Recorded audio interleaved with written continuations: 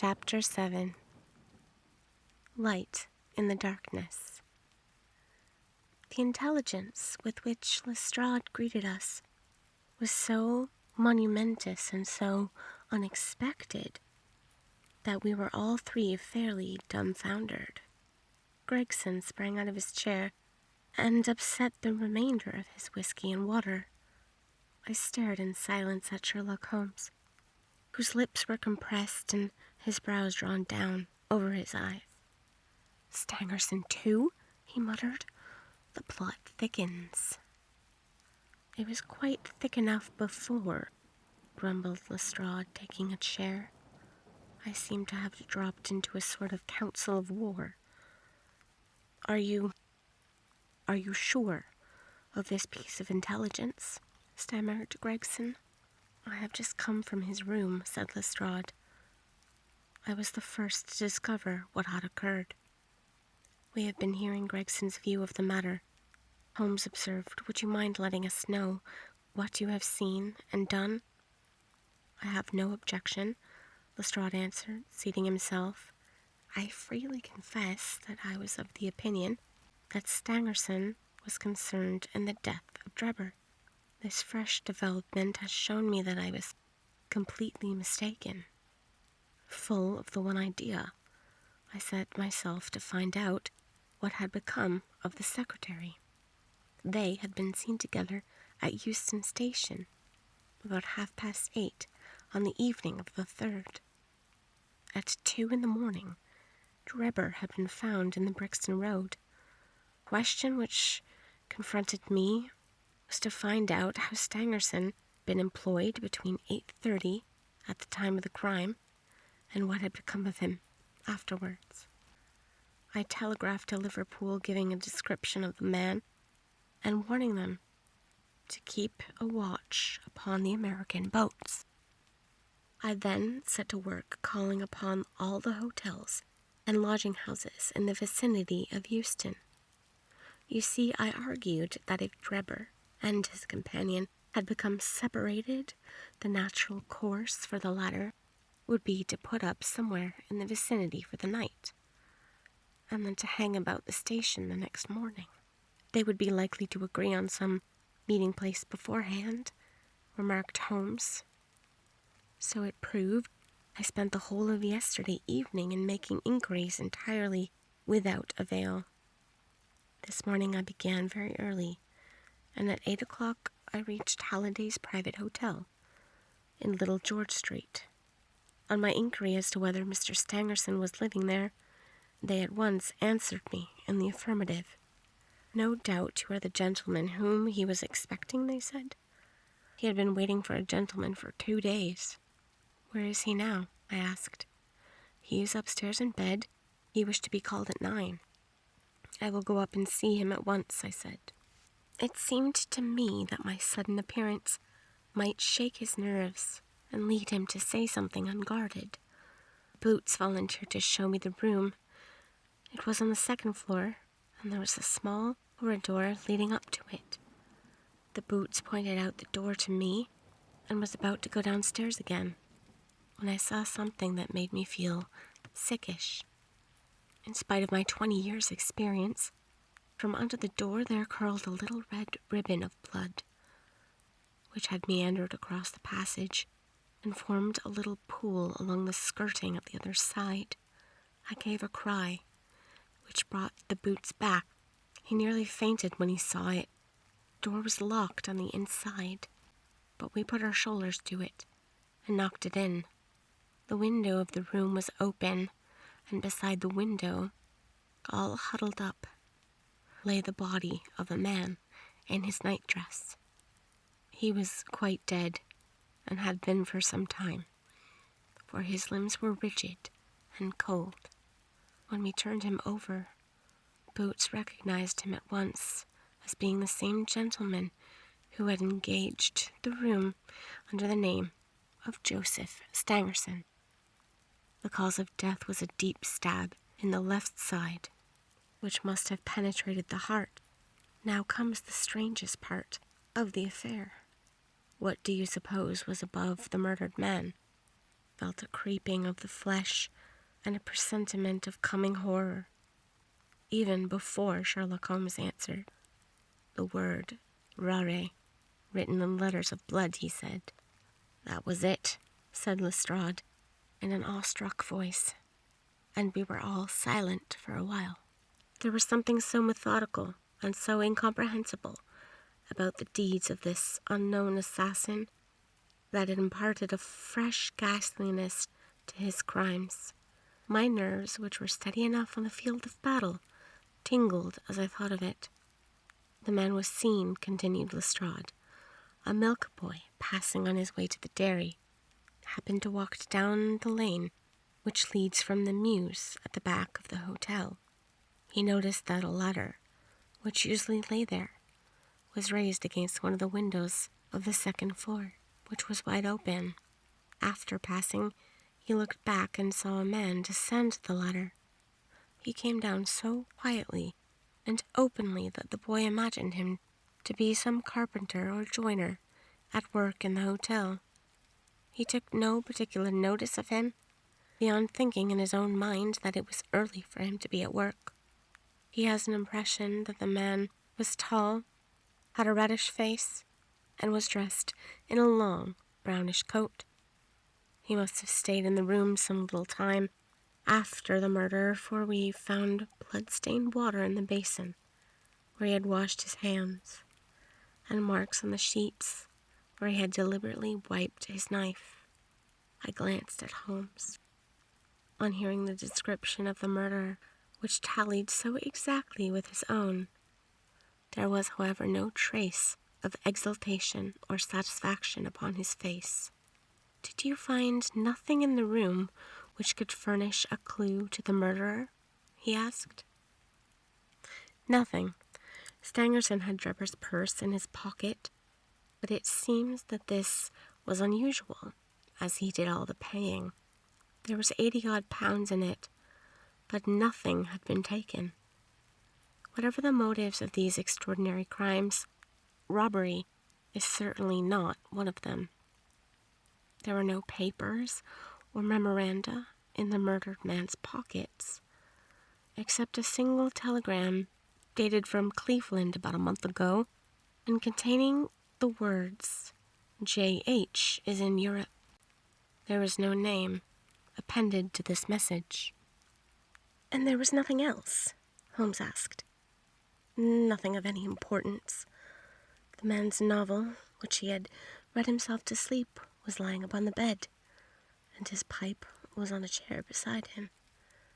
There was a glass of water on the table, and on the windowsill a small chip ointment box containing a couple of pills." Sherlock Holmes sprang from his chair with an exclamation of delight. "The last link!" he cried exultantly. "My case is complete." The two detectives stared at him in amazement. "I have now in my hands," my companion said confidently, "all the threads which have formed such a tangle. There are, of course, details to be filled in, but I am as certain of all the main facts from the time that Drebber parted from Stangerson at the station up to the discovery, the body of the latter, as if I had seen them with my own eyes. I will give you proof of my knowledge. Could you lay your hands upon those pills?" "I have them," said Lestrade, producing a small white box. I took them, and the purse, and the telegram, intending to have them put in a place of safety at the police station. It was the merest chance, my taking these pills, for I am bound to say that I do not attach any importance to them.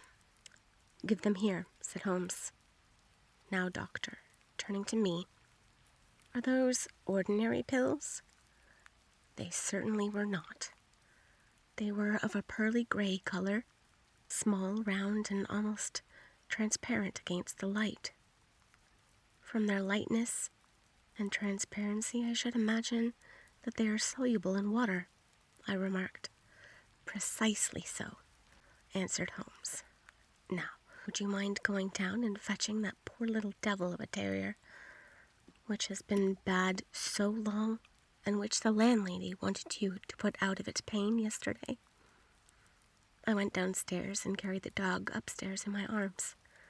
Its labored breathing and glazing eye showed that it was not far from its end. Indeed, its snow-white muzzle proclaimed that it had already exceeded the usual term of canine existence. I placed it upon a cushion on the rug.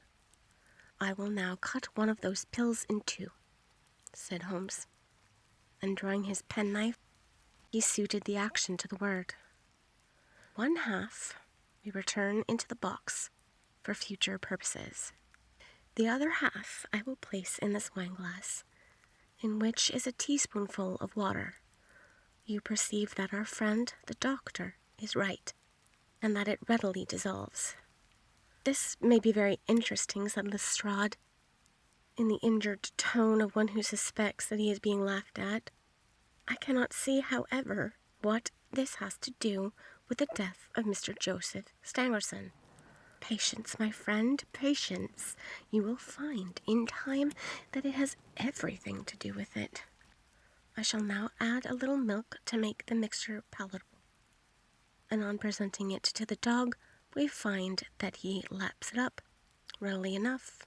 As he spoke, he turned the contents of the wineglass into a saucer and placed it in front of the terrier, who speedily licked it dry. Sherlock Holmes's earnest demeanor had so far convinced us that we all sat in silence, watching the animal intently and expecting some startling effect. None such appeared, however. The dog continued to lie stretched upon the cushion, breathing in a labored way, but apparently neither the better nor the worse for its draught.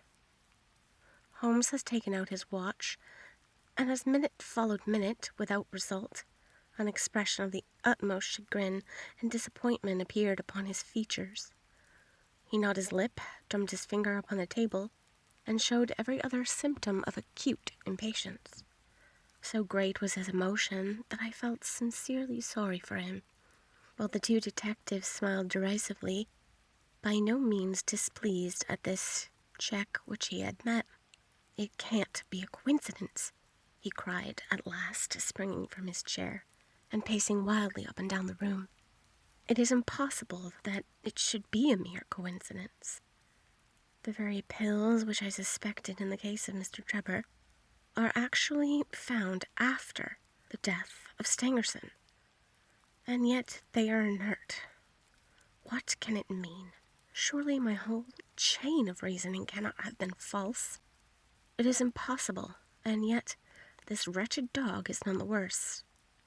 Ah, I have it! I have it!"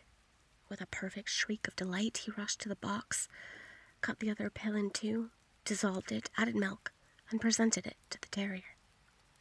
The unfortunate creature's tongue seemed hardly to have been moistened in it before it gave a convulsive shiver in every limb, and lay as rigid and lifeless as if it had been struck by lightning. Sherlock Holmes drew a long breath and wiped the perspiration from his forehead. "I should have more faith," he said. "I ought to know by this time that when a fact appears to be opposed to a long train of deductions, it invariably proves to be capable of bearing some other interpretation. Of the two pills in that box, one was of the most deadly poison. The other was entirely harmless. I ought to have known that before I ever saw the box at all." This last statement appeared to me to be so startling that I could hardly believe that he was sober in his senses. There was the dead dog, however, to prove that his conjecture had been correct. It seemed to me that the mists in my own mind were gradually clearing away, and I began to have a dim, vague perception of the truth.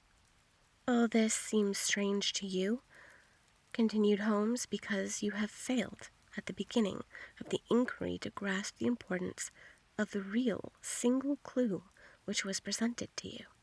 I had the good fortune to seize upon that, and everything which has occurred since then has served to confirm my original supposition, and indeed was the logical sequence of it. Hence things which have perplexed you and made this case more obscure had served to enlighten me and to strengthen my conclusions. It is a mistake to confound strangeness with mystery. The most commonplace crime is often the most mysterious, because it presents no new or special features from which deductions may be drawn. This murder would have been infinitely more difficult to unravel had the body of the victim been simply found lying in the roadway without any of those outre and sensational accompaniments which have rendered it remarkable. These strange details, far from making the case more difficult, have really had the effect of making it less so. Mr. Gregson, who had listened to this address with considerable impatience, could contain himself no longer. "Look here, Mr. Sherlock Holmes," he said, "we are all ready to acknowledge that you are a smart man, and that you have your own methods of working. We want something more than mere theory and preaching now, though. It is a case of taking the man. I have made my case out, and it seems I was wrong. Young Charpentier could not have been engaged in this second affair.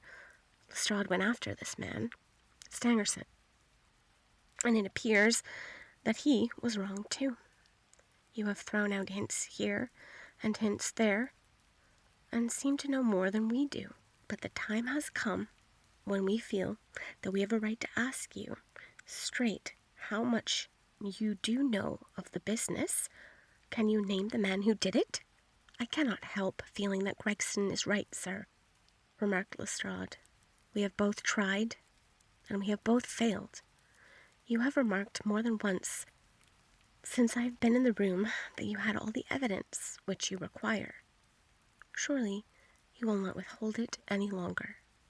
Any delay in arresting the assassin, I observed, might give him time to perpetuate some fresh atrocity."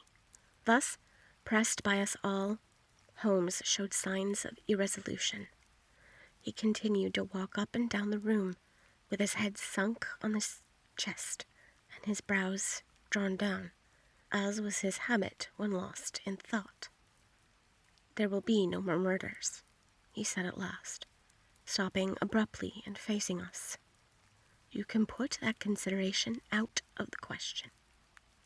You have asked me if I know the name of the assassin. I do. The mere knowing of his name is a small thing, however, compared with the power of laying our hands upon him. This I expect very shortly to do. I have good hopes of managing it through my own arrangements. But it is a thing which needs delicate handling, for we have a shrewd and desperate man to deal with, who is supported, as I have had occasion to prove, by another who is as clever as himself. As long as this man has no idea that anyone can have a clue, there is some chance of securing it. But if he had the slightest suspicion, he would change his name and vanish in an instant among the 4 million inhabitants of this great city. Without meaning to hurt either of your feelings, I am bound to say that I consider these men to be more than a match for the official force, and that is why I have not asked your assistance. If I fail, I shall, of course, incur all the blame due to this omission, but that I am prepared for. At present, I am ready to promise that the instant that I can communicate with you without endangering my own combinations, I shall do so." Gregson and Lestrade seemed to be far from satisfied by this assurance, or by the depreciating allusion to the detective police. The former had flushed up to the roots of his flaxen hair, while the other's beady eyes glistened with curiosity and resentment. Neither of them had time to speak, however, before there was a tap at the door. and the spokesman of the street Arabs, young Wiggins, introduced his insignificant and unsavory person. "Please, sir," he said, touching his forelock, "I have the cab downstairs." "Good boy," Holmes said blandly.